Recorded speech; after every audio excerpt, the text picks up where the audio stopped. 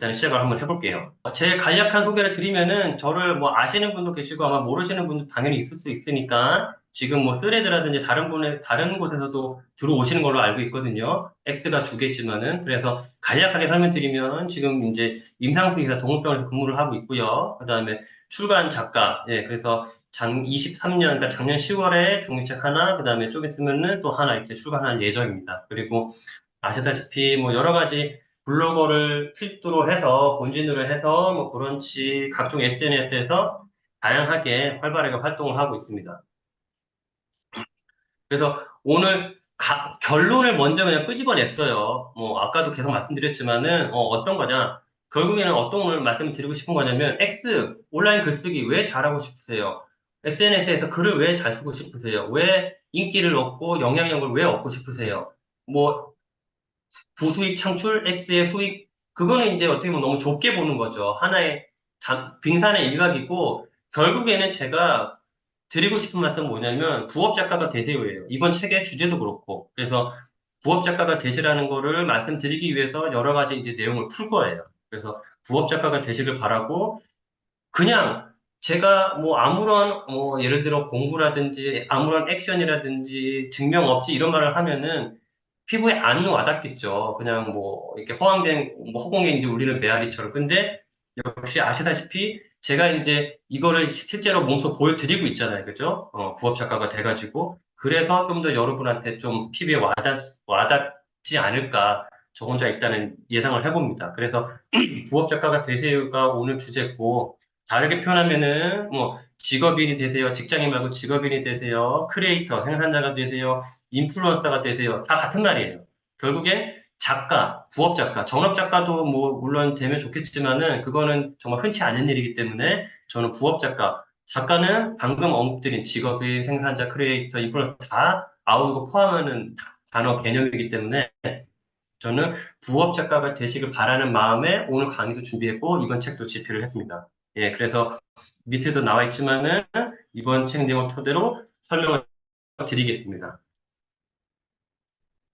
그리고 이제 시작을 할 텐데, 처음 초반인데, 제가 이제 어떻게 흘러왔는지 간단하게 설명드리면, 임상수의사를 하면서 여러 가지 스트레스도 받고, 물론 지금도 있어요. 지금도 뭐, 어디까지 제가 말씀을 풀어야 될지 모르겠지만은, 어쨌든 스트레스를 받으면서 사실 일을 하고 있어요. 예, 그래서 임상수의사 일을 하면서, 뭔가, 뭐, 40이란 그 나이, 마흔도 좀 이제 겪다 보니까, 소위 말해서 마음의 지진도 오고, 여러 가지 평소에 생각도 고민도 많은 성격이다 보니까, 여러 가지가 겹쳐서 번아웃도 오고, 뭐, 무기력감, 우울증 이런 것도 올 상태였었는데, 한 1, 2년 전에, 밑에도 나와 있다시피 22년 하반기에 그렇게 좀 심신이 지치고 좀 힘든 와중에 책 한 권을 읽었죠. 지인의 이제 권유로. 그래서 그 책이 역시 아실 거예요. 부하 씨 작가님의 부의 통찰을 읽었어요.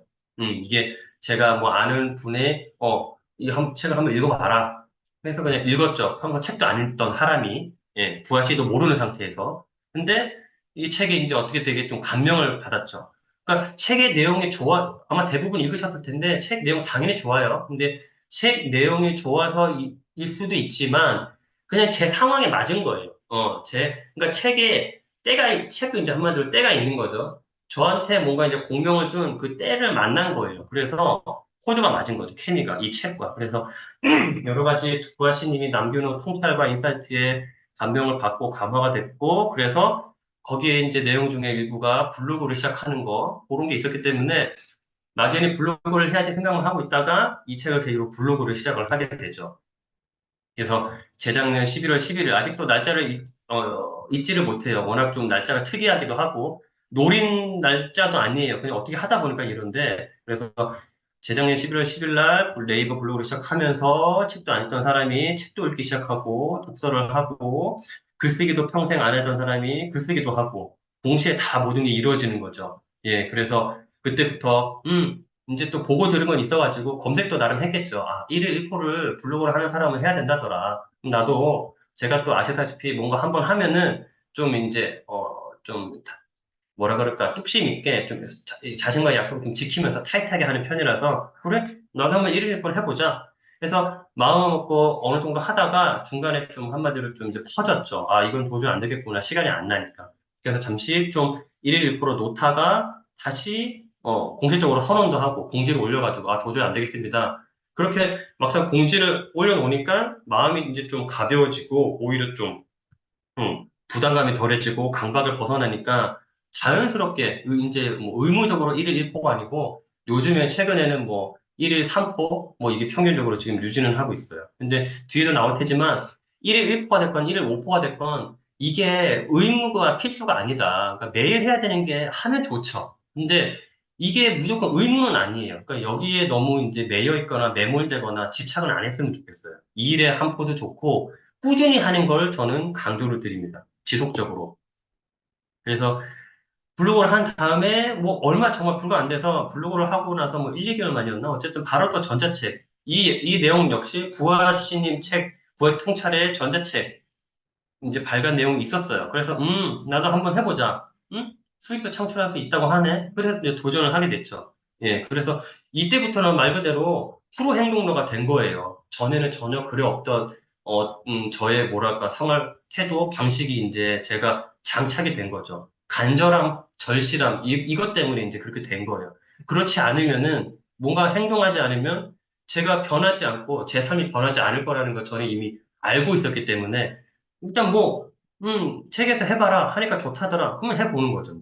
그래서 일단, 종이책을 그냥 다짜고짜 썼어요. 저는 아직도 엑셀은 전혀 할 줄도 모르고, 뭐, 워드, 한글 거의 할 줄 몰라요. 목차, 뭐, 그냥 저는 단순하게 그냥 했어요. 목차를 딱 누르면 바로 이동할 수 있고, 이런 기능도 아직도 할 줄도 몰라요. 그럼에도 불구하고, 그냥 단순무식하게 썼어요.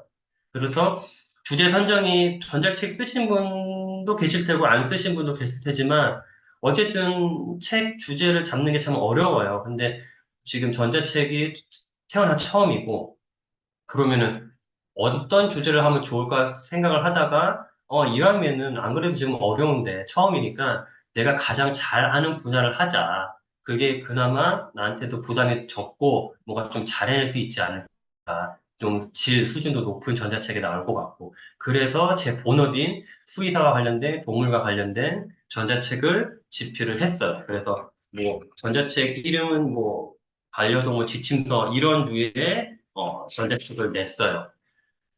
한 1, 2개월 만에 집필을 했죠. 그래서 발간을 하고 다 처음이에요. 이때부터 이제 이 전자책 때문에 스마트 스토어도 처음으로 개설해보고 다 맨땅에 헤딩을 했어요. 스마트 스토어, 그 다음에 뭐 크몽, 뭐 클래스 1 101인가, 그 다음에 타림, 어째 다 그냥 맨땅에 헤딩식으로 어떻게든 부딪혀 가면서 검색해 가면서 네이버 블로그 후기 이런 거 다 보면서 해본 거죠. 각 플랫폼마다 요구하는 양식도 다르고 심사도 다 다른데 다 해봤어요. 그래서 정말 뭐 운이 좋게도 대부분은 심사에 통과해서 다 이제 플랫폼에 이제 제 전자책을 올리고 물론 판매가 많이 되지는 않았지만은 올리고 텀블벅으로 기억하는데 거기에 이제 크라우드 펀딩인가 그것만 이제 한 두세 번 계속 탈락을 해서 그거는 이제 제가 포기를 했었죠. 어쨌든 그렇게.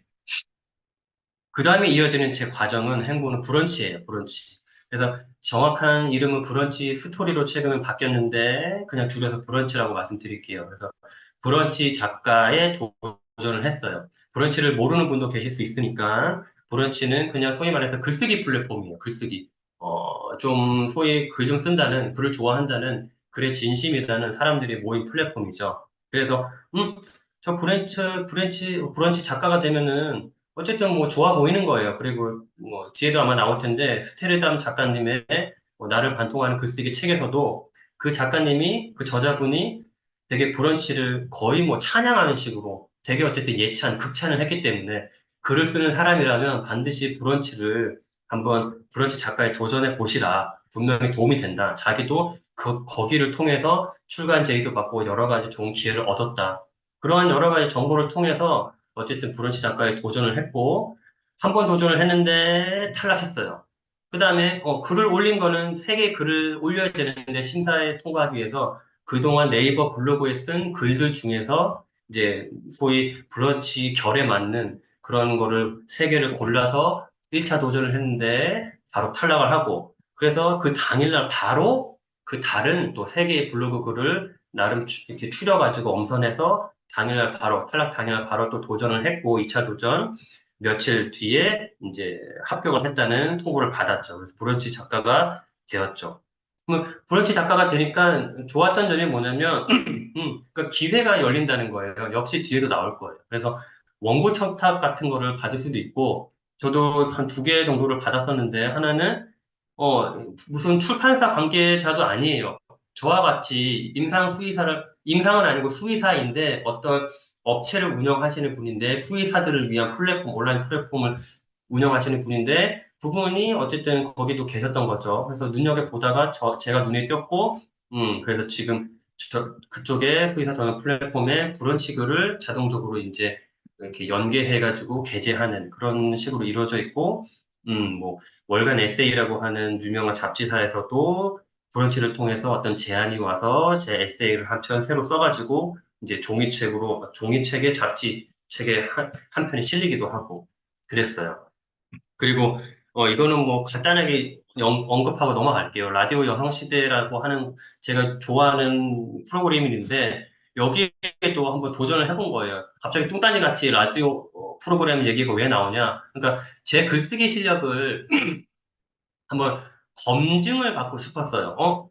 그러니까 라디오 프로그램에 뭔가 채택이 되려고 하면은 뭐 어쨌든 글을 좀 완전히 엉망으로 쓰거나 잘 못 쓰면 채택이 안 될 거 아니에요. 그죠? 내용이 좋거나, 내용이 특이하거나, 아니면은 글이 좀 어쨌든 소위 말해서 글 같거나, 그러면은 채택이 될 거라는 생각에 시험 삼아 이제 한번, 도전을 해본 거죠. 근데 두 번에 걸쳐서 운 좋게 이제 사연에 채택도 됐어요. 근데 이게 뭐 상품을 받아서 좋은 이런 게 아니고, 그러니까, 인정을 받은, 내가 블로그 글 쓰기 시작한 지 역시 몇 개월 안 됐는데도 불구하고, 이렇게 내 글이 두 번이나, 어쨌든, 공식적으로 뭔가 인정을 받네, 알아주네, 내가 글을 전혀 못 쓰는 건 아니네, 계속 써도 될 것 같네, 이러한 자신감을 이제 얻었죠. 그래서 저 개인적으로는 이것도 되게 좋은 뭔가 계기, 그런 지점이었어요.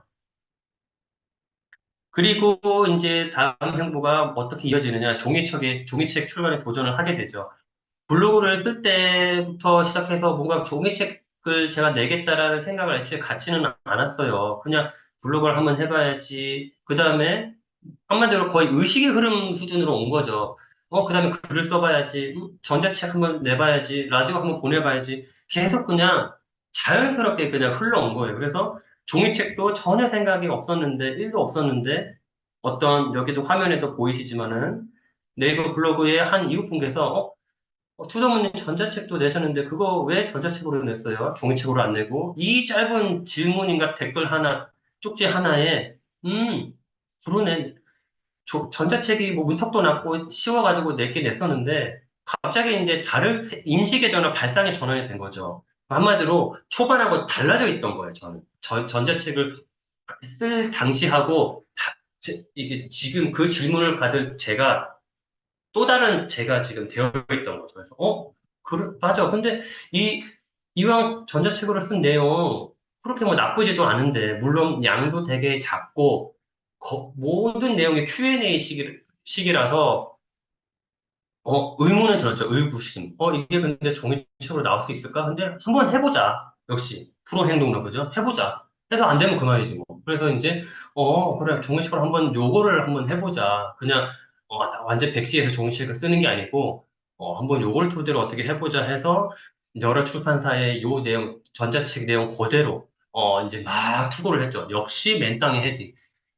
네이버에 검색해서 이메일 다 알아내고 뭐 여러 가지 통해서 한 100에서 200개 사이 정도 출판사에 이메일을 막 보냈어요. 근데 아마도 그 중에서는 이메일이 예전 이메일이라서 다 가지는 않았을 거예요. 어찌됐건 한 100여 곳 넘게 보냈고 그 중에서 뭐 이렇게 흘러가지고 한국과 잘 이제 계약을 성사하게 됐죠. 그래서 결국에는 이제 아시겠지만 핥히고 물려도 나는 수의사니까라는 이제 종이책이 전자책 그대로 나올 수는 없었고 내용을 보강하고 추가하고 말 그대로 어느 정도는 종이책으로 나올 수 있을 만한 분량과 수준으로 다시 좀 만들어서 나오게 됐어요.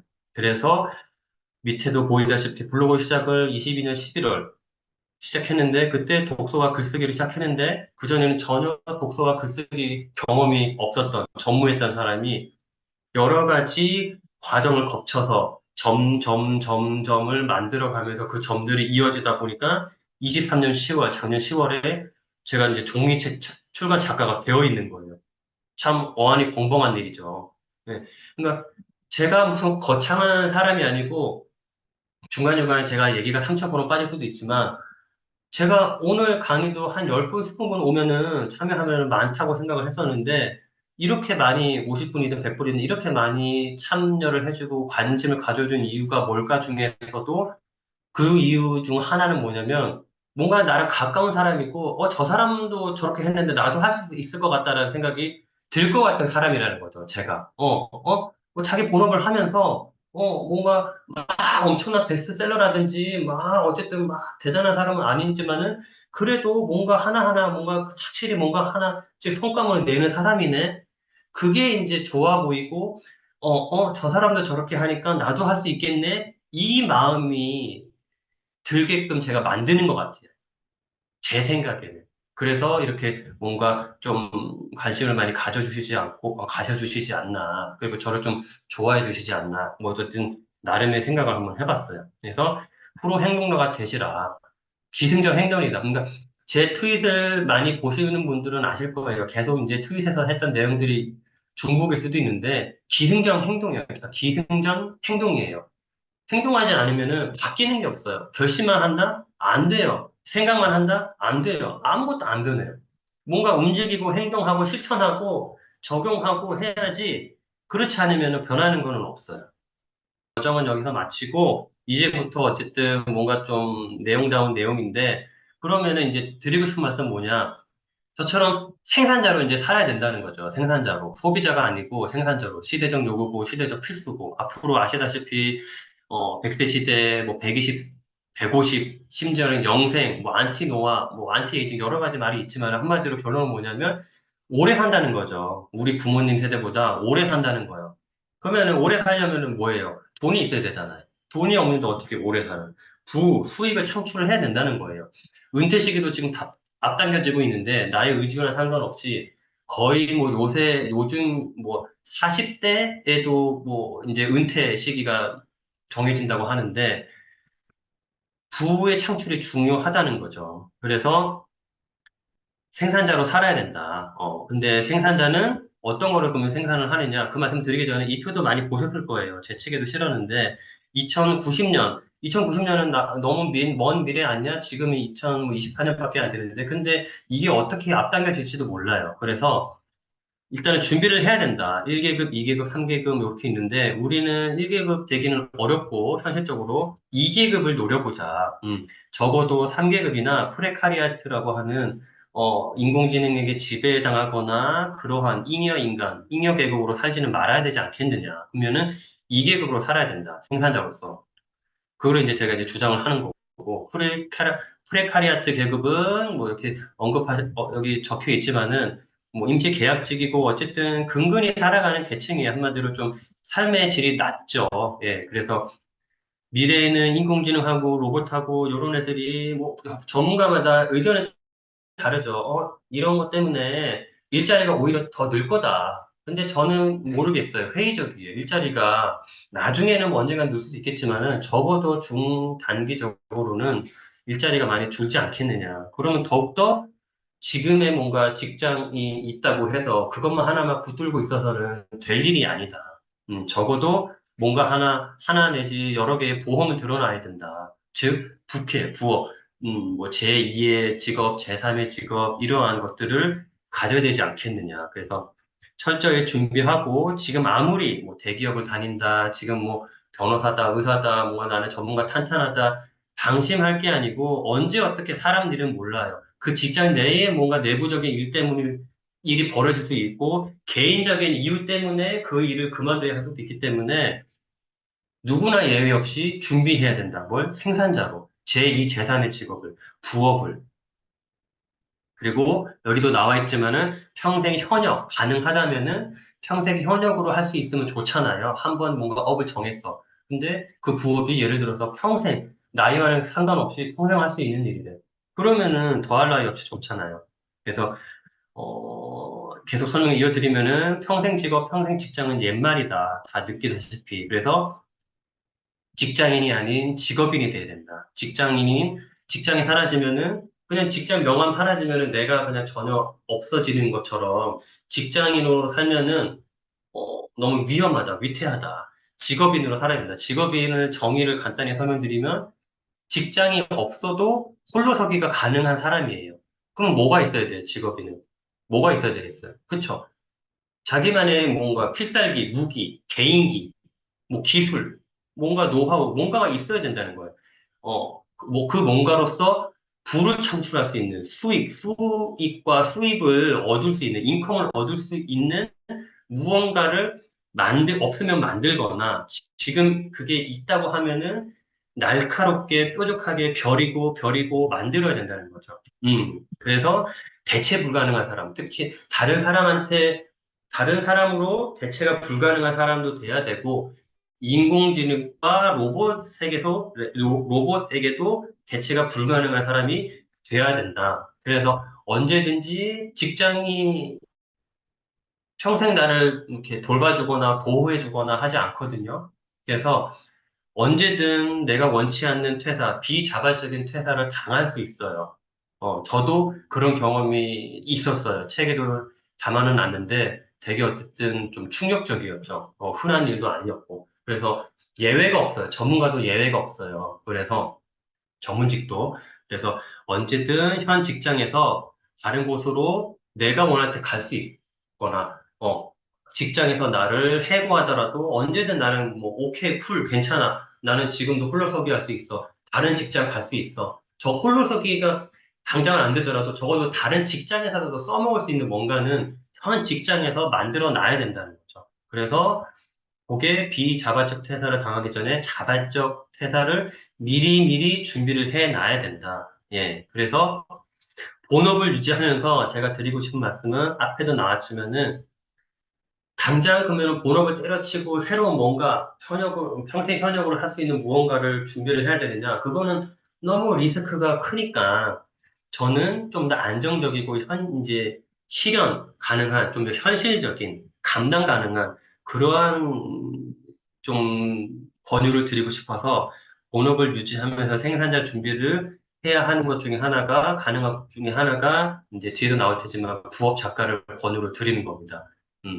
그리고 대신 계속 생산자로 살아가야 하는 이유에 대해서 말씀을 드리면 계속 똑같은 맥락이에요. 인공지능이 대체하기 어려운 분야를 가능하면 선택하는 게 좋겠죠. 네. 그러면 뭘 인공지능이 대체할 수 없겠어요. 너무 단순하고 그러한 일들은 당연히 인공지능이 뭔가 침투를 할 테고, 요즘에는 잘 아시다시피 뭐 음악이다, 미술이다, 이러한 예체능이나 예술, 이런 분야까지도 침투를 하고 있잖아요. 근데 저는 개인적으로 뭔가 저와 의견이 다른 분도 있으실 수도 있는데, 글쓰기 영역만큼은 인간이 계속 지켜내지 않겠느냐. 글쓰기의 영역 일부는 내어줄 수도 있겠죠. 그래도 적어도 그 중에 어느 일정 부분만큼은 계속 인간만이 쓸 수 있고, 인간만이 뭔가 인간 세계에서 공감을 얻고 계속 유지가 가능한 글쓰기 영역에 존재하지 않겠느냐. 그래서 저는 계속 이제 글을 쓰는 삶을 살기를 이제 바라는 마음, 그게 이제 큰 거죠. 그래서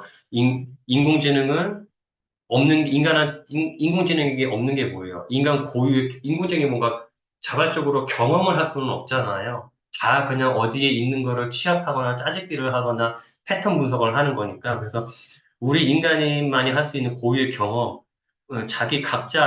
각각 개개인만이 가질 수 있는 뭐 인사이트, 해안, 통찰, 나만의 관점, 해석, 이거는 다른 사람도 쉽게 따라 못하고 인공지능도 그거는 쉽게 따라하거나 흉내낼 수 없다는 거죠. 예, 그래서 그러한 것이 써먹을 수 있는, 사용될 수 있는 분야를 이제 뭔가 이제 나아갔으면 좋겠다. 그리고 아까 전에 말씀드렸다시피 1계급은 극소수만 가능하니까 그거를 패스하면은 2계급에 해당되는 어떤 분야라고 해야 되나 사람들이 예컨대 예체능 스타, 뭐 정치 엘리트, 그 중에 이제 인플루언서도 2계급에 속한다고 보거든요. 그러면은 우리가 이제 노리고 가자 하는 게, 노렸으면 좋은 게 인플루언서. 이게 이제 한번 돼보자는 거죠. 앞으로는 이제 인플루언서 시대라고 저는 생각을 하니까. 이미, 앞으로도 아니죠. 이미 지금도 인플루언서 시대가 왔죠. 뭐, 여러분도 잘 아시겠지만은, 우리 곁에 제일 어떤 좋은 모범 사례가 있잖아요. 모범적인 예. 부하시님. 인플루언서잖아요. 그죠? 얼마나 좋아요. 그래서 각자가 이제 인플루언서가 되는 시대이기 때문에, 이계부에 속하는 이 인플루언서를 한번 노려보자. 그래서 인플루언서는 콘텐츠 생산자 말 그대로 콘텐츠가 여러 가지가 나오겠지만 저는 주로 어쨌든 글을 생산하는 생산자 요거를 추천을 드리는 거고. 그래서 핵심은 뭐냐면 내가 어디에 소속되어야지만 소득을 창출할 수 있는 사람이 아니고 나 혼자 독자적으로 지속적으로 수익을 창출할 수 있는 사람이 되어야 된다. 그래서 그래야지 뭔가 직장이든 뭔가 타자에 의해서든 주변 환경에 의해서든 끌려가는 삶이 아니고 내가 내 인생을 주도적으로 주체적으로 이제 끌어갈 수 있고 살 수 있다. 그래서 곧 내가 브랜드가 되어야 된다. 다 같은 맥락이에요. 인플루언서가 됐다는 건 말이 즉 뭐냐? 브랜드가 됐다는 거예요. 브랜드. 아무나 인플루언서가 된 게 아니잖아요. 브랜드가 나를 브랜드화 시켜야 된다. 그래서 콘텐츠를 계속 생산을 해야 된다. 그래서 노동소득은 한정이 있으니 노동을 해야만 노동소득이 발생하니까 콘텐츠 소득은 반면에 노동과는 별개로 노동을 하지 않아도 콘텐츠 생산을 하지 않을 때도 이미 생산해 놓은 콘텐츠가 자기가 알아서 계속 돈을 벌어주잖아요. 그죠? 그러한 삶을 삽시다. 이런 거예요. 그래서 내가 가만히 있고 심지어 내가 자고 있는 상황에서도 계속 수익이 창출되는 그런 시스템을 만들어야 한다. 앞으로는. 예. 그래서 그럼 콘텐츠 생산자는 주로 어디서 활동을 하느냐? 예, 여러분도 다 아시다시피 대표적인 게 유튜브, 그다음에 각종 뭐 여러 가지 SNS죠. 다양한 채널, 블로그, 브런치, 기타 등등. 그리고 그런 곳 플러스 뭐 출판 이제 다양하게 파급 확장이 되는 거죠. 예, 그리고 요즘에 근데 좀 많은 사람들한테 각광을 받고 있는 게 뭐 인스타그램, 그다음에 X, 스레드 뭐 요 정도죠. 페이스북을 집어넣긴 했지만. 그러면 이제 다음 어쨌든 챕터예요.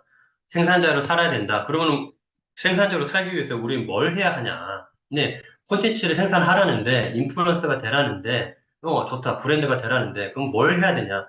결국에는 모든 콘텐츠의 원형, 훌륭한 대본이 있어야 완성되듯이 모든 콘텐츠의 출발은 글 텍스트니까 글쓰기를 잘해야 되고 글을 잘 쓰려면 책을 많이 읽어야 된다. 나중에는 또 뭐 무조건 많이 읽어라는 뜻은 아니지만은 적어도 초반에는 다독이 필요하다. 그래서 콘텐츠 생산자한테 가장 중요한 핵심은 뭐다? 독서와 글쓰기다. 예, 그거를 꼭 염두를 하시고 이어서 설명드리면 이거는 이제 타이탄의 도구들 나오는 아마 대부분 워낙 내용이 좋다 보니까 다 아실 거예요. 이 책을 읽으셨다고 하면은 제가 너무나 중요하게 생각하고 인상 깊은 구절이라서 글의 명확성이고 사고의 명확성이고 그다음에 디지털 시대가 발전할수록 글을 쓰는 사람한테 기회가 많이 이제 얻게 되고 주어질 거라는 거죠. 그래서 그 어느 때보다 글로 사람들의 마음을 사로잡고 설득하고 변화하는 시대다. 그래서 글을 잘 쓰는 사람이 미래를 얻는다. 너무나 이제 제가 공감하고 동의하는 바라서 한번 실어봤어요. 그래서 무엇을 해야 되냐? 계속 말씀드리면 작가가 되시라. 어, 나아가 최종적으로 궁극적으로 저자가 되시라. 예, 작가는 책을 내는 사람만 작가를 말했어요. 예전에는. 근데 요즘에는 어때요? 아시다시피 그냥 콘텐츠, 뭐 영상 콘텐츠든 그림 콘텐츠든 콘텐츠 만드는 사람은 다 총칭을 해서 작가라고 보통 해요. 그래서 콘텐츠 작가가 되시라. 콘텐츠를 생산하는. 어떤 콘텐츠냐에 따라 다르겠지만 어쨌든 잘만 만들면은 평생 현역으로 살 수 있다. 몇 안 되는 그런 사람이다. 그런 길이다. 직업이다. 콘텐츠 생산 작가 중에서 어떤 책을 쓰는, 글을 쓰는 그런 출간 작가, 저자가 되시라. 그래서 전업 작가는 너무 리스크가 크니 당장에 본업을 접고 전업 작가로 뛰어들기에는 그거는 아무나 할 수 있는 일도 아니고 저는 굳이 권장드리고 싶지도 않고 나중에 예를 들어 부업 작가를 했는데 정말 잘 풀려서 그때 전업 작가로 전향할 수는 있겠죠. 그거는 오케이. 근데 처음부터 전업 작가로 뛰어든다? 그거는 저는 이제 반대인 거죠. 그래서 부업 작가를 하지라. 다른 부업과 다르게 부업 작가는 본업을 유지하면서 저처럼 본업을 유지하면서 얼마든지 감당 가능한 도전이다. 리스크가 적다. 들어가는 비용이 없다. 예, 시간과 노력만 있으면 된다. 종이와 펜 또는 데스크탑 아니면 노트북만 있으면 되니까. 그래서 감당 가능한 도전이라는 게 되게 이제 키 포인트예요. 부업 작가. 그래서 꼭 하셨으면 좋겠다. 하시라. 예, 하지 않을 이유가 없다. 해야만 하는 이유가, 할 수 있는 이유와 해야만 하는 이유만 존재한다. 그러면은 부업 작가가 되려면은 저자가 되려면은 뭘 어떻게 해야 되느냐. 계속 어떻게 보면은 내용이 좀 오버랩 되는 건데 블로그부터 일단 시작을 해보는 거죠. 글을 써야 되는데 글을 어디서부터 쓰냐? 블로그부터. 제가 그랬잖아요. 22년 11월 11일 블로그부터 글쓰기를 시작했거든요. 음, 네이버 블로그는 지금 뭐 한물 간 거 아니에요? 레드오션 아니에요? 아니에요. 아니에요. 레드오션이라고 하는 그 인식 자체가 오히려 블루오션일 수 있어요. 아직도 예전보다 한참 잘 나갈 때보다는 물론 뭐 점유율이든 뭐든 줄어들 수는 있겠지만은 아직도 그 힘은 무시할 수 없다. 네이버 블로그가. 뭐 티스토리, 그 다음에 뭐 워드프레스, 뭐 다른 거는 전 몰라요. 그거는 그거까지 그거를 하시면 그것도 그것대로 좋아요. 근데 어쨌든 저는 제가 경험한 것 위주로 어쨌든 설명을 드리다 보니까 안 한 거를 제가 하라고 강하게 말씀드릴 수는 없잖아요. 되게 어렵잖아요. 왜? 내 경험치가 없는데 함부로 어떻게 얘기를 해요. 그래서 제가 했기 때문에 네이버 블로그로부터 글쓰기를 시작을 하시라. 그래서 텍스트에 뭐 최적화되어 있고 시발성이 좋고 여러 가지 장점이 많아요. 장점이 많다. 그래서 가능한 한 휘발성도 적죠. 아시다시피 뭐 X든 뭐든 SNS는 단점 중에 하나가 휘발성이 크다는 거예요. 금방 어쨌든 뭐 어디에 저장되는지를 모르고 그냥 계속 어쨌든 소비되는 거죠. 근데 블로그는 차곡차곡 이제 쌓이고 축적된다는 느낌, 누적된다는 느낌, 그런 기분이 이제 생기는 거죠. 그래서 매일 포스팅을 하시고, 근데 아까도 설명드렸다시피 1일 1포, 1일 3포 하면 좋고 안 해도 상관없다. 2일에 한 번 해도 되고 3일에 한 번 해도 되고 1일 1포를 나는 못하니까 블로그 안 해. 이런 분이 계시기 때문에 설명드리는 거예요. 1일 1포에 너무 이제 매여 있지 마시라. 그냥 꾸준히 하는 게 중요하다. 그 말씀을 꼭 드리고 싶어요. 그리고 블로그를 본진으로 베이스 캠프로 삼아서 메인 글을 적었다고 쳐요. 보통 보면 좀 어지간한 긴 글이 되겠죠. 그걸 토대로 다른 SNS 플랫폼에 다 한마디로 올리는 거죠. 뿌리는 거죠. 재가공을 해도 좋고, 시간적인 여유, 체력 이런 게 된다고 하면은 각 플랫폼 성격이나 특징에 맞게 재가공, 각색을 해서 올려도 좋고, 그게 시간이 없다, 여러 가지 여건상, 환경상 어려우면은 제가 그렇거든요. 차마 그렇게는 못해요. 그냥 블로그에 있는 글, 아니면은 요즘에는 블로그보다 X가 더 본진이 되어버렸는데, 어쨌든 메인이 되는 글을 그냥 거의 재가공 각색 없이 각 SNS에 올리고 있어요. 그게 여러분도 아시다시피 한 단어로 줄이면 원소스 멀티 유즈라고 해서 OSMU, 예, 그런 방식이 되는 것이고. 그래서 SNS를 적극 활용하셔야 된다. 나는 SNS 할 줄 모르는데요. 저는 블로그만 했는데 저는 X 아직도 못하겠는데요. 인스타도 못하겠어요. 어려워요. 그거 너무 뭐 허영만 있는 사람이 하는 거 아니에요? 그러니까 그런 편견을 갖지 마시고 일단은 다 해보세요. X, 스레드, 뭐 페이스북, 인스타, 뭐 여러 가지 다 가능하면. 그래서 여러분도 이미 들으셨겠지만은 요즘 젊은이들, 뭐 MZ 세대 젊은 사람들은 처음 만난 사람끼리 전화번호도 주고받지 않은데요. 그냥 인스타그램 계정을 주고받는데요. 그게 연락처가 된 거죠. 예. 그래서 그 정도로 SNS가 우리 삶에 차지하는 비중이 되게 크다. 그래서 저는 개인적으로 SNS는 다다익선에 한 표를 드린다. 근데 시간적인 여유가 없거나 개인적인 어쨌든 뭔가 가치관이나 의견이 저와 다르다고 하면은 소수에 집중하시라. 상관없다. 어쨌든 한두 개라도, 두세 개라도 집중하셔서 하시라. 선택과 집중해서. 그래서 구독자 수, 팔로워 수, 그리고 SNS에서 그 영향을 미치는 영향력이 곧 권력의 시대예요. 지금, 그리고 앞으로는 더. 그래서 역시 아시다시피 SNS, X라든지 여러 SNS 플러스 브런치나 블로그에서 최근에도 계속 얼마 전에도 봤는데 X의 한 사용자분, 즉 데미안님이라고 아시는 분도 계시고 모르시는 분도 계실 텐데 데미안님이 블로그를 통해서 어떤 출간 제의를 계속 또 받고 뭐 이랬다는 어떤 글도 봤거든요. 그러니까 여러 가지 뭔가 소위 말해서 내 글을 뿌려놓으면은 어떠한 경로를 통해서 출간 제의든 또 다른 좋은 기회든 이게 얻을 수 있어요. 잡을 수 있어요. 기회의 접점이 늘어나는 거죠. 그래서 그 표면적을, 기회와 맞닿을 수 있는 표면적을 늘리는 게 내가 해야 될 일이고 되게 중요한 거다. 너무나 상식적이고 당연한 얘기지만은 하나만, 채널 하나만 운영해서 글을 올리는 사람과 세 개 또는 다섯 개 하는 사람 비교를 했을 때 누구한테 기회가 닿을 가능성이 높겠어요? 이건 그냥 산술적인 거잖아요. 그죠? 당연히 뭐 이렇게 무조건 양으로만 승부해라, 양치기를 해라 이건 아니고 올리는 글의 어쨌든 콘텐츠 그 글의 질 수준은 좋아야 되겠죠. 어느 정도 좋다는 전제 하에는 많이 콘텐츠를 이제 공유할 수 있는 올릴 수 있는 채널을 많이 확보하는 게 중요하다, 좋다. 그래서 출간의 뜻이 있다고 하면은 브런치 작가 아직 도전을 안 해보셨거나 아니면은 한 번 했는데 두 번엔 떨어졌어요. 또는 심지어 저는 10번 도전했는데 다 떨어졌어요. 그래서 포기했어요. 그러시지 말고 계속 두드리셔라. 계속 10번 했으면 11번, 12번 저라면 그럴 거예요. 될 때까지 그러면 돼요. 시간의 문제지. 계속. 그래서 되면은 좋은 거잖아요. 왜? 기회가 하나 더 느는 거니까.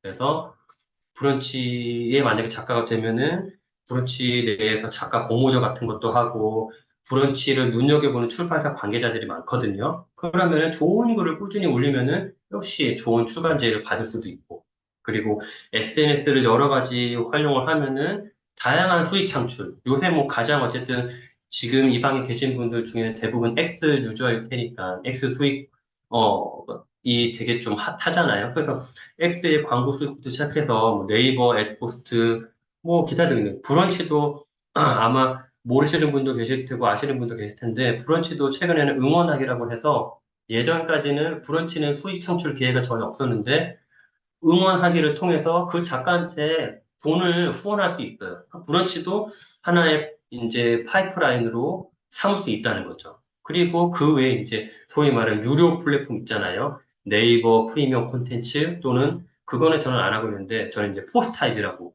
이러한 어떤 글을 보려고 하면은 그 글에 지불을 하거나 아니면 월 구독료를 내거나 이런 것도 괜찮고 어쨌든 다양하게 할 수 있는 건, 해볼 수 있는 걸 해보시라.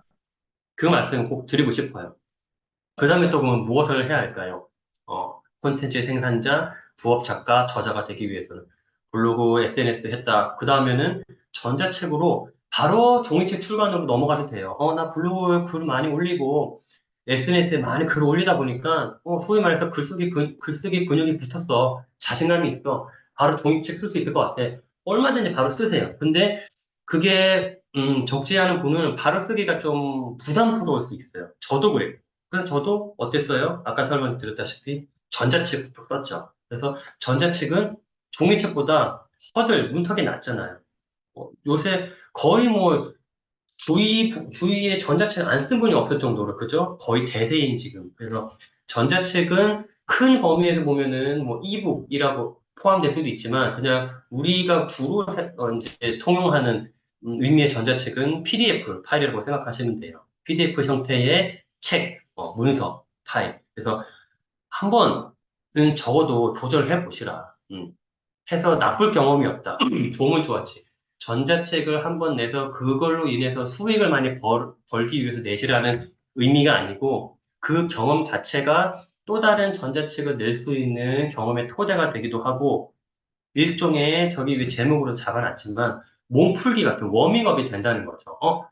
전자책을 쓰려면은 전자책이 종이책과 다를 바가 전혀 없어요. 목차부터 그다음에 어떤 큰 장도 나눠야 되죠. 각 장에 맞는 그다음에 단락도 다 한마디로 종이책하고 안에 그런 본질이라고 해야 되나 콘텐츠 내용은 똑같아요. 그냥 그 글이 담기는 컨테이너, 외형만 다를 뿐이에요. 종이책이냐, PDF 파일이냐. 그러니까 전자책으로 한번 몸풀기를 하고 워밍업을 하고 경험을 하면은 거기서 감을 익히고 자신감을 얻으면은 좀 더 종이책으로 도전하고 도전을 할 수 있는 그런 자신감이 생기고 좀 더 수월해진다는 거죠. 그래서 물론 전자책 자체로 소위 말해서 전자책 판매량이 막 많이 늘어나서 전자책으로도 많은 수익을 창출하면 그거는 뭐 당연히 좋은 거고. 예, 근데 그거를 꼭 그거를 1차적인 목표로 하라는 말씀은 아니고 종이책 출간을 하기 위한 전 단계로 저는 전자책으로 한번 적어도 한 번은 내보시라.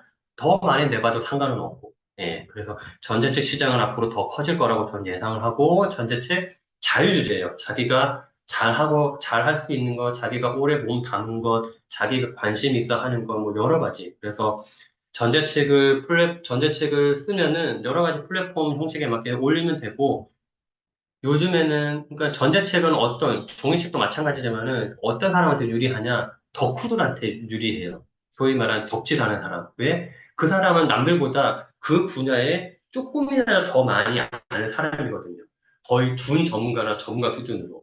그러니까 뭔가 하나에 요새는 많이 깊게 좀 빠지는 것도 되게 좋아요. 그리고 그게 좀 약간 너무 남과 동떨어진 분야면은 좀 그렇지만은 어느 정도 남과 좀 다른 차별화되면서 공감을 얻을 수 있는 분야면 더 좋겠죠.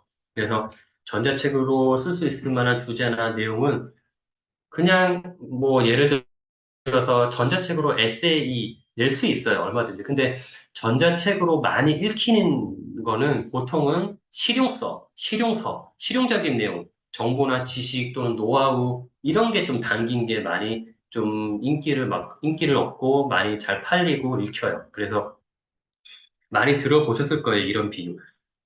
초보가 왕초보에게 알려준다는 개념으로, 저는 뭐, 딱히 뭔가 본업이 탄탄한 것도 아니고, 막 오래 몸담은 분야도 없고, 그렇다고 막 남과 다른 그런 취미도 없고, 어쨌든 별다른 재주도 없고, 그래요. 근데 그런 제가 어떤 걸 할 수 있을까요? 라는 질문이 생길 수도 있는데, 그러한 분들도 잘 곱씹어보고, 잘 생각을 더듬어 보면은 적어도 한두 개는 있어요.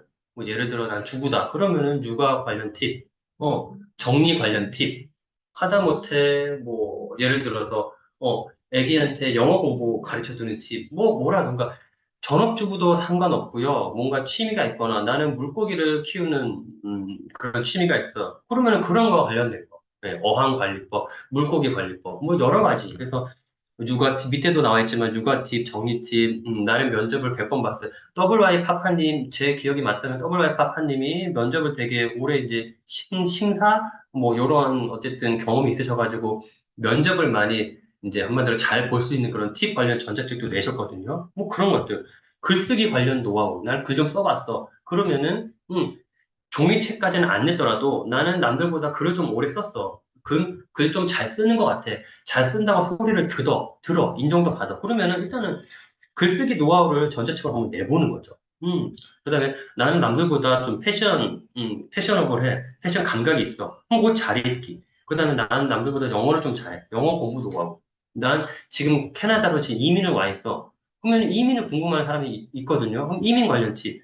나는 우울증을 겪었었는데 오랫동안 내 나름의 이러이러한 방법으로 극복을 해서 지금 그래도 많이 나아졌어. 그러면은 꼭 정신건강 그 전문 의만 이런 책을 낼 수 있느냐? 아니라는 거죠. 오히려 그런 사람들이 내는 책보다 이게 더 피부로 와닿을 수 있어요. 그래서, 아, 저 사람은 실제로 저런 우울증 겪었는데, 이러이러한 노하우, 이러한 경험으로, 잘 극복했구나. 저렇게 힘들었었구나. 나처럼 저렇게 힘들어하는 사람이 있구나.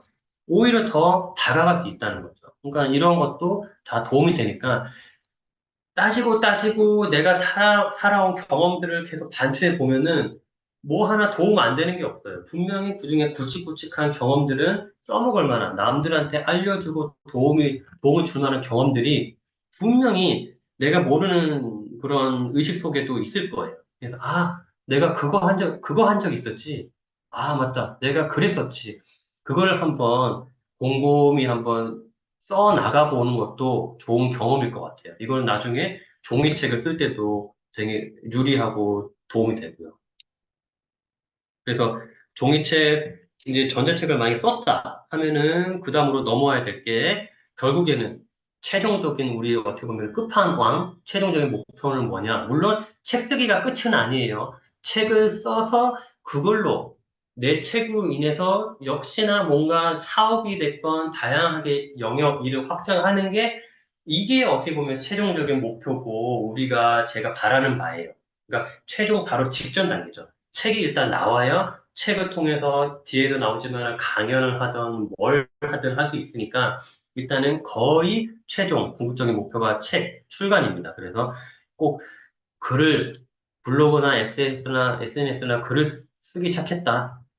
전자책까지 써봤다. 그러면은 거기서 끝 멈추시지 마시고 종이책 이제 출간까지 꼭 도전을 해보시라. 내가 어떻게 종이책을 써? 내가? 그건 뭐 아무나 종이책 쓰나? 그건 안 되지. 작가나 전문가나 뭐 교수나 어쨌든 뭐 글쓰기 관련된 뭐 대학교든 무슨 과를 나오거나 거기에 관련된 강의나 교육이나 열심히 들은 사람이나 그게 가능한 거지. 내가 뭐 블로그에 SNS에 글을 좀 썼다고 전자책 한두 개 냈다고 내가 뭐 종이책 쓸 수 있겠어? 네, 쓸 수 있어요. 왜? 제가 했잖아요. 블로그 글 쓰고 전자책 내고 바로 했잖아요. 그러니까 제가 했기 때문에 드릴 수 있는 말씀이에요. 누구나 가능해요. 예. 제가 글쓰기를 뭐 5년, 10년 했나요? 제가 글쓰기 학과 나왔나요? 아니잖아요. 그죠? 누구나 할 수 있습니다. 이거는 허황된 말이 아니에요. 허언이 아니에요. 정말로. 제가 증명해 드렸으니까. 그래서 누구나 쓸 수 있다. 여러분도 당연히 쓸 수 있다. 저보다 더 잘 쓸 수 있다. 그래서 작가라서 책을 쓰는 게 아니라 책을 사서 작가가 되고, 유명한 사람의 책을 쓰는 게 아니라 책을 쓰면 유명해져요. 유명해지기 위해서, 인플루언서가 되기 위해서 책을 쓰라는 거예요. 계속 중간중간에 나오지만은 부하시님처럼 책을 쓰면은 더 유명해져요. 더 유명해지면은 더 책이 잘 나가요. 책이 더 잘 나가면은 더 유명해져요. 선순환이죠. 그래서 제가 예전부터 계속 이제 트위터가 X를 통해서도 그렇고 많이 좀 어필을 해서 이미 아시겠지만 저는 1인 2책, 1인 2책 플러스 알파 세상을 꿈꾼다고 항상 말씀드리죠. 한 거는 자기 본업 관련된 거. 내가 뭐 변호사야, 회계사야, 공인중개사야, 뭐 나는 화가야, 뭐 나는 뭐 예를 들어서 뭐가 있겠어요? 택배 배달을 해. 나는 배달 라이더야. 뭐, 다 자기 본업이 있으면은 메인이 되는 일이 있으면 그게 뭐 파트타임이든 풀타임이든 상관없어요. 메인이 되는 업이 하나 있다고 하면은 그걸 통해서 소위 말해서 책을 하나 쓸 수 있다는 거죠. 사례를 들자면 제 이제 첫 번째 책이 핥히고 물려도 나는 수의사니까 그 책이 초중반에는 수의사 관련된 그런 이제 경험담하고 한마디로 직업 소개라든지 그런 게 담겼고 중후반부에는 반려동물 관련 상식이 담겼는데 완벽하게 무슨 업만 관련된 직업만 관련된 일은 아니고 업세이라고 해가지고 약간 에세이 비슷하게 직업과 에세이가 같이 혼합된 형태의 그런 책이었는데 어찌됐건 그래서 자기 본업에 그래서 여기에 이제 유리한 분은 전문 직종이라면 좀 더 유리하죠. 할 얘기가 좀 더 많고. 의사, 뭐 치과 의사, 또 뭐가 있어요. 뭐 변호사. 하여튼 그러면은 좀 더 거기에 전문적인 지식이 많고 전문가니까 좀 더 뭐라 그럴까? 책의 이제 질이 좀 높은, 수준이 높은 양질의 글을 좀 더 쓸 수 있겠죠. 근데 꼭 아니어도 괜찮아요. 꼭 아니어도. 그리고 나머지 한 거는, 자기 삶, 내가 여태까지 살아왔던 거를 담담하게, 진솔하게 풀어내고 쓴 에세이. 그래서 각각 이렇게 한 권씩은 누구나 쓸 수 있다고 저는 생각해요. 만약에 두 권이 부담된다. 그러면 좀 전에 언급했다시피 본업과 에세이를 혼합시킨 줄여서 업세이라고 하는 그런 업세이를 한 권 출간을 하는 거죠. 누구나 저는 가능하다고 생각합니다. 거기서 그치는 게 아니고 플러스 알파는 뭐다? 제가 이제 플러스 알파를 이제 계속 이제 어떻게 보면 제 바람이죠. 목표죠. 이번 9월에 나올 출간될 예정인 책까지만 이제 포함을 시키면은 저는 이제 두 권이 나오는 셈이잖아요. 그러면은 거기서 그치는 게 아니고 저는 1년에 한 권 출간을 목표로 지금 삼고 있는데 그러면 이제 플러스 알파가 되는 거죠. 그러면 어떤 책을 제가 쓰겠어요? 아직 완전하게 에세이는 안 써봤으니까 에세이가 됐건 아니면은 뭔가 제가 공부하고 싶거나 아니면은, 이 뭔가 주제, 이 분야에 대해서 공부하고 싶거나 이 주제에 대해서 쓰면은 할 말이 많을 것 같아.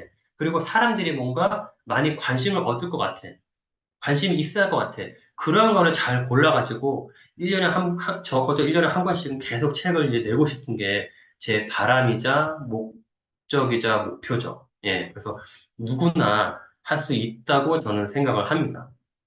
그래서 여러분한테 드리고 싶은 말씀은 강원국 작가님 말씀을 빌려서 글을 쓰시라. 작가는 전직이라는 게 없다. 현직만 존재한다. 한 번 작가는 영원한 평생 작가다. 얼마나 좋아요. 그래서 밑에는 제가 또 좋아하는 책, 송석희 작가님 책을 이제 인용을 한 건데, 1단계 블로그든 뭐든 어쨌든, 양질의 글을 써서 계속 올려라. 2단계, 그러니까 글을 쓰고 블로그든 어디든 계속 올리고, 그러면 그거를 토대로 글이 차곡차곡 모이면은 책을 출간할 수도 있다. 그러면은 그 책을 통해서 그 책을 도구로 수단으로 여러 가지 다양한 일을 확장할 수 있다. 음. 그래서 콘텐츠 생산자, 콘텐츠 사업자, 뭐 콘텐츠 작가, 크리에이터, 인플루언서 다 비슷하고 같은 개념입니다. 그래서 오늘의 드리고 싶은 말씀이 어떻게 보면 핵심 주제죠. 모든 개념을 품는 위에 방금 언급드린 모든 개념을 품는 작가가 되시라. 근데 작가를 넘어서 책을 쓰는 나만의 책을 낼 수 있는 내는 저자가 되시라. 그거를 이제 강조드리고 싶은 거예요. 부업 작가가 되시라. 그래서 평생 꾸준히 콘텐츠, 즉 우리는 이제 글쟁이가 될 거니까 글을 쓰고 글을 생산하고 계속 꾸준히 공유하고 그걸 통해서 책이든 꼭 책이 아니더라도 그걸 토대로 어쨌든 수익 창출을 하도록 하고 그래서 우리가 해야 될 거는 저나 여러분이 해야 될 거는 뭐다? 매일 글을 쓰는 거예요. 매일. 짧게는 길든 매일 글 쓰고 공유하고 쓰고 공유하고 이게 이제 우리 일인 거죠. 그리고 어느 정도 글이 모이면은 책을 내고 그래서 처음부터 책을 염두에 두고, 책 쓰기를 염두에 두고, SNS든 블로그든 글을 쓰면은 되게 이제 좀 유리하죠. 왜냐면, 나는 어떤 A라는 주제로 책을 내고 싶어, 책을 쓰고 싶어. 그러면은 나중에 백지 상태에서 그 책을 이제 쓰려고 하면은 정말 좀 막연하고 막막하고 갑갑하거든요. 근데 뭔가 A라는 주제에 대해 쓰고 싶어. 그러면은 사전에 미리 그에 관련된 짧든 길든 글들을 계속 블로그나 SNS에 계속 올리는 거죠. 그러면은 그것들이 글들이 계속 이제 모이고 쌓이고 모수가 계속 늘어나면은 그게 그대로는 아니더라도 분명히 그걸 토대로 그거를 뭐 참고하거나 뭐 살을 붙이거나 아니면 살을 빼거나 해서 그거를 어떻게 토대로 응용해가지고 책을 좀 더 수월하게 낼 수 있다는 거예요. 지금 이번에 내는 책도 그래요, 제가. 각 블로그, 그 다음에 SNS, 특히 포스타입이라고 아까 잠시 언급드린 유료, 이제 글을 보려고 하면은 이제 글쓴이에게 뭐 건당 지불이든 어떤 월 구독료 뭔가 돈을 내야 되는데 그 포스타입에 제가 이용하면서 한마디로 제 글을 읽을 분에게 저는 돈을 받고 글을 쓰는 거니까 좀 더 신중하고 좀 더 글을 잘 써야 되겠다는 태도로 임하게 되더라고요. 그러니까 즉 글의 수준이 다른 곳의 글보다는 좋아질 수밖에 없어요. 그래서 이번 책에 많이 참고를 한 글이 포스타입에 올린 글들이에요. 되게 저는 포스타입에 글을 쓸 당시에는 괴로웠죠. 안 그래도 시간도 없고 피곤하고 죽겠는데 그냥 똑같은 글을 올릴 수는 없으니 돈 받고 쓰는 글이니 열심히 쓰긴 써야 되겠고 쓸 때는 너무나 고통스러웠는데 다 어쨌든 쓰고 나서 보니 종이책을 출간할 때 엄청나게 저한테는 효자노릇을 했다는 거죠. 그래서 책 쓰기를 염두에 두고 글을 쓰면은 훨씬 유리하고 수월하다. 네. 그래서 독서와 글쓰기가 핵심이다. 양에서 질이 나온다. 양질 전화의 법칙, 진리다. 뭐 제가 계속 평소에 이제 주장하고 강조해 드렸던 내용이에요. 그래서 다시 한번 그냥 리마인드 한다는 차원에서 인풋이 많아야 된다. 일단은 들어간 게 많아야지, 나오는 게 많을 거 아니에요. 쓰레기가 들어가면 쓰레기가 나오고, 좋은 게 들어가면 좋은 게 나와요. 그래서 일정 기간의 다독은 필수다. 그래서 일정 기간이라고 제가 계속 한정을 짓는 건 평생 동안 다독을 하라고 저는 말씀은 안 드려요. 예전에도 X에도 계속 말씀드렸지만은, 나중에는 점점 읽는 것보다, 보는 것보다 생각하고 아웃풋, 쓰는 거, 글, 책으로 내는 아웃풋이 더 저는 중요하다고 보기 때문에. 근데 초반에는 특히나 독서와 별로 안 친했거나 저처럼 책과 안 친했고 어쨌든 독서량이 부족했다고 하는 분들은 초반에는 다독이 필요해요.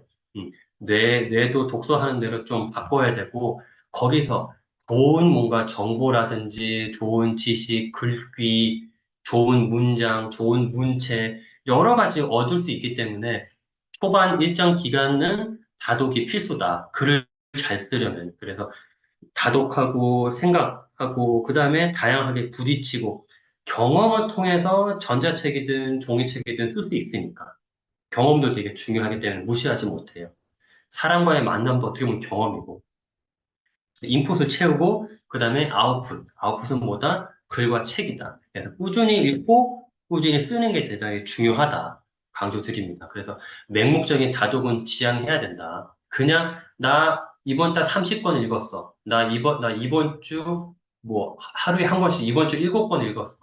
의미 없어요. 정말 무의미해요. 의미 없는 걸 넘어서 어떻게 보면은 제대로 안 읽었으면은 그걸 통해서 하나라도 뭔가 얻거나 실천하거나 뭔가 그럴싸한 의미 있는 유의미한 아웃풋을 안 만들어냈다고 하면은 의미 없는 걸 넘어서 그거는 이제 어떻게 보면 시간 낭비예요. 한마디로 마이너스죠. 밑자의 본전 제로가 아니고 어떻게 보면 마이너스예요. 그래서 학문을 읽더라도 제대로 읽어야 됩니다. 제대로. 그래서 전에도 제가 이거는 뭐 공유드린 내용이지만 저는 개인적으로 어떻게 읽느냐? 아마 대부분의 사람들도 이렇게 읽으실 텐데 종이책이든 이북이든 저는 밀리의 서재 이용하잖아요. 어떤 책이든 간에 보면서 뭐 종이책은 밑줄, 밀리의 서재 이북은 하이라이트 형광펜 치고 그래서 밀리의 서재는 다 자동 저장되니까 자동 하이라이트가 그러면은 따로 뭔가 뭐 그거 따로 어디다 옮겨놔도 되고 저는 보통 그거를 다시 이제 업로드라고 하는데 옮겨놓고 종이책 밑줄 친 거는 다 옮길 때도 있고 그 중에 중요한 부분만 어쨌든 추려서 업로드라고 하는 앱 어플에다가 옮기고 있습니다. 그래서 아카이빙이라고 하죠. 아카이빙 저장 보관이 되게 중요해요. 그래서 저는 초반에는 구글 스프레드시트라고 하는 걸 이용하다가 얼마 전부터 어쨌든 업노트가 선택한 이유는 저는 검색이 용이해서 그때그때 키워드 단어만 쳐도 쫙 빨리빨리 어쨌든 검색이 가능하거든요. 그러면은 글과 책을 쓸 때 되게 참고를 잘 할 수 있어요. 그래서 언제 어디서든 읽고 수정하고 저장하고 내보내기, 불러내기 가능한 그러한 장점이 있으니까 종이로 된 독서 노트도 중요하지만 디지털 독서 노트, 디지털 아카이빙, 지식 창고가 되게 중요하다. 저는 그걸 업노트로 쓰고 있는 거고. 옵시디언이든 뭐 또 요새 뭐 많잖아요. 그죠? 노션이든 뭐든 간에 자기한테 맞는 거를 하나 뭐 에버노트든 뭐든 선택을 해서 디지털 독서, 디지털 지식 창고, 디지털 아카이빙을 해야 된다. 이거는 정말 중요한 겁니다. 왜냐하면 읽고 그냥 밑줄만 치고 끝. 그러면 잘 보지도 않아요. 아카이빙을 해야지 기록하면서도 한 번 더 각인이 되고, 그 다음에 수시로 써먹을 수 있고, 그래서 좋은 내용은, 책을 읽고 좋은 내용은 수시로 블로그나 SNS에 그냥 공유해도 되지만, 가능한 한 한 줄이라도 내 생각을 보태서, 저는 보통 그렇게 하잖아요. 뭐 어떤 좋은 책의 내용이든, 뭐 격언, 금언, 이런 아포리즘이든, 적어도 가능한 한 내 생각을 최대한 길면 길수록 좋죠. 왜냐면은 글에 내가 많이 보일수록 좋은 거니까. 근데 그게 처음에는 어려우면은 한 줄이라도 달랑 그냥 남의 그런 책의 내용, 격언이나 그런 금언, 명언, 그런 아포리즘을 달랑 그것만 올리는 거는 지양을 하시고, 적어도 한 줄이라도 내 생각을 보태서 공유를 하는 게 여러모로 좋아요. 나를 브랜드 하는 데도 도움이 되고, 그 다음에 내 글쓰기 실력을 늘리는 데 도움이 되고, 처음에는 한 줄 보태다가 나중에 그게 두 줄이 되고 나중에 세 줄이 되고 나중에 열 줄이 되거든요. 그러니까 그렇게 하시라. 그래서 그렇게 공유하는 과정에서 한 번 더 머릿속에 각인되고 남고 기억하게 되고 하니까 나한테도 좋고, 그런 과정에서 책을 읽을 때 생각이 안 났던 게 또 생각이 나기도 해요. 그러니까 얼마나 좋아요. 그죠? 그리고 그렇게 내 생각을 보태서 올리잖아요. 그러면은 다른 사람들의 어떤 피드백을 받을 수도 있어요. 공감해요. 제 생각 그거랑 좀 다른데요. 여러 가지 피드백을 받으니까 그게 또 하나의 또 이제 저한테는 뭐라 그래야 돼요. 정보인 거고 저한테는 하나의 자산인 거죠. 예. 그래서 다양한 관점이 중요하다. 그래서 다양한 관점을 확인할 수 있다. 거의 이제 끝에 다 와간 것 같은데 지금 제가 페이지 수가 여기 안 보여가지고 지금 몇 페이지인지 모르겠지만 다 온 것 같아요. 그래서 우리는 무엇을 해야 될까? 요약 정리를 하자면 100세 시대, AI 시대를 맞이함에 따라서 인간답게, 여기서 인간답게는 한마디로 아까 전에 말씀드린 프레카리아트, 그 잉여 계급처럼 살지 말고 적어도 2계급, 좀 인간다운 삶, 좀 쾌적한 삶, 생존다운 생존을 하기 위해서는 소비만 하는 소비자가 아닌 생산자로 살아야 된다. 직장인이 아닌, 직장인은 위태위태해요. 그죠? 직장이 나를 평생 보호해주지도 않아요. 그죠? 나는 이 직장이 너무 좋고, 이 직장 상사, 이 직장 CEO가 나를 너무 잘 대해주는데, 그 너무 믿으면 안 돼요. 어떻게 상황이 변할지 몰라요. 그래서 직장인이 아닌 직업인으로 살아가야 된다. 직장을 다니고 있으면서 직업인을 동시에 준비해야 돼요. 직업인. 뭔가 나의 무기, 개인기, 필살기를 계속 갖춰 나가야 된다는 거죠. 뾰족하게. 그 능력이 많으면 많을수록 좋아요. 그게 뭐예요? 한 가지, 두 가지 A 능력 난 챙겼어. 결국엔 타이탄의 도구들을 모으는 거잖아요. A 능력, 요번에 열심히 공부하고 강의하고 뭐가, 노력해가지고 A 능력 나 갖췄어. 그럼 B 능력, C 능력. 많으면 많을수록 나는 이제 폴리메스가 될 수 있는 거예요. 앞으로는 폴리메스, 뭐, 다른 말로 르네상스맨, 그런 다양한 능력을 융합하면 어떻게 돼요? 그게 바로 대체 불가능한 사람이 되는 거예요. 제가 흔한 예로 드는 게 개그맨 김영철. 개그맨 웃기는 사람인데 영어를 되게 잘해요. 그런 사람 우리 본 적 있나요? 거의 없잖아요. 그러니까 김영철은 그런 개그맨 김영철 씨는 그 분야에서 대체 불가능한 사람이에요. 나는 개그맨이야. 요리를 잘해. 그러면은 개그맨이면서 EBS의 요리 프로그램에 출연한 사람도 있어요. 그러니까 뭔가 계속 하나하나 추가 장착을 하는 거죠. 내 무기를. 그 무기가 많으면 많을수록 융합 버무릴 수가 있고 그러면 나는 점점 더 남이 나를 대체할 수 없는 나로 돼가는 거예요. 해자가 생기는 거죠. 해자. 남이 나를 침범할 수 없는 해자가 생기는 거예요. 그러한 준비를 해나가야 된다. 그래서 저는 특히 제가 지금 살아가고 있어서 제가 만족하는 제가 지금 부업 작가로서 뭔가 대단하거나 거창한 성과를 낸 건 없어요. 엄청나게 뭐 베스트셀러가 돼가지고 인세를 많이 받거나 아직 그런 수준은 아니지만은 언젠간 저도 그렇게 될 수 있을 거라 믿고 뭐 그렇게 안 되더라도 그걸 통해서 계속 뭔가 새로운 시도를 해나갈 수 있기 때문에 이렇게 제가 강조를 드리고 권장을 드리고 하는 거예요. 그래서 작가가 되시길, 부업 작가가 되시길, 저자가 되시기를 강력하게 권장을 한다. 계속 같은 말의 어쨌든 반복이지만 평생 현역으로 살 수 있다.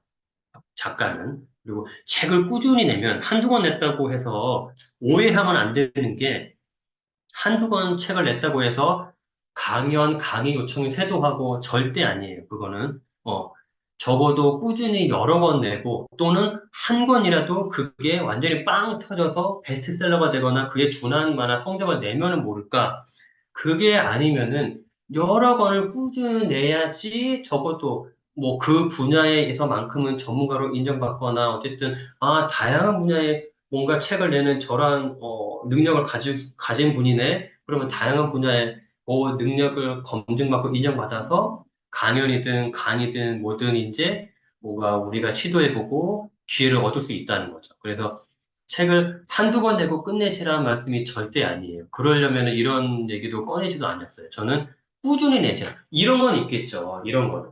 예를 들어서, 나는 그냥 내가 인생을 살면서 책 한 권 정도는 그냥 내보고 싶어. 그냥 뭔가 자기 만족 차원에서는 그냥 한 권 내도 당연히 상관없어요. 근데 책으로서 뭔가 사업을 하거나 뭔가 부를 창출하거나 그걸 통해서 다른 기회의 접점, 파급시키고 확장시키는 그러한 채널로 책을 뭔가 이용하시려고 하면은 한두 권으로는 부족하고 적어도 매년 한 권 이상의 책은 꾸준히 내셔야지 정말 전업 작가가 아니더라도 부업 작가로서도 충분히 부업 작가다운 어쨌든 그럴 만한 그럴싸한 삶을 살 수 있지 않을까. 그게 이제 제 생각입니다. 그래서 개인의 영향력이 돈과 권력이 되는 시대다. 그러려면은 영향력이 요새 곧 뭐예요? SNS 영향력이잖아요. 그래서 SNS를 잘 키우시라. 베스트셀러 영향력이 있는 작가가 되기 위해서도 SNS는 필수다. 왜냐? 요새는 출판사도 아무나 작가 섭외를 안 해요. 아무 투고를 받은 원고 그를 작가를 이제 계약을 맺지 않아요. 제일 먼저 보는 게 이 SNS 하세요? 인플루언서 몇 명이세요? 구독자 몇 명이세요? 이거를 이제 묻는 시대라는 거죠. 그리고 출판사에서 직접 이제 괜찮은 작가를 물색하고 발굴할 때도 가장 먼저 참고하는 게 저 사람이 SNS에서 온라인상에서 영향력이 있나 없나 이거를 본다는 거죠. 그러니까 작가로서 SNS 활동, 영향력, 구독자, 팔로워 수는 되게 중요하다. 그래서 그러기 위해서 SNS에서 작가로서 이제 영향을 키우기 위해서는 글쓰기가 어떻게 보면 핵심이다. 글을 잘 쓰려면은 독서가 필수다. 따라서 매일 읽고 쓰는 삶을 살아야 된다. 이거는 제가 뭐 누차 강조드리는 누적되는 삶, 추적되는 삶, 복리의 삶이다. 이렇게 말씀드릴 수 있습니다. 이제 오늘 어떻게 보면은 궁금해 하시는 X에 이제 관련된 내용이 몇 장이 준비되어 있어요. 그래서 요거를 계속 이어서 설명드릴게요.